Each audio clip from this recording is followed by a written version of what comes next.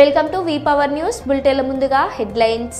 నంద్యాల జిల్లా చాగలమర్రి పట్టణములో ఆర్యవైశ్య సంఘం ఆధ్వర్యములో శ్రీదేవి శరణవరాత్రుల సందర్భంగా 4వ రోజు శ్రీ వాసవి కన్యకాపరమేశ్వరి దేవి అమ్మవారు శ్రీ గాయత్రీదేవి అలంకారంలో భక్తులకు దర్శనమిచ్చింది. ఆలయ పూజారి పుల్లేటికుర్తి రాధాకృష్ణ ఆధ్వర్యములో అమ్మవారికి దశదీప హారతులు ఇచ్చారు. శ్రీ అభినవ శంకరానంద స్వాముల వారిచే ప్రవచనములు చెప్పించారు. శాశ్వత పూలహార సేవ తొమ్మండ్రు రమేష్ బాబు సతీమణి శ్రీదేవి పాల్గొన్నారు. ఉభయదారుల ఆధ్వర్యములో అమ్మవారికి విశేష పూజలు జరిపించారు.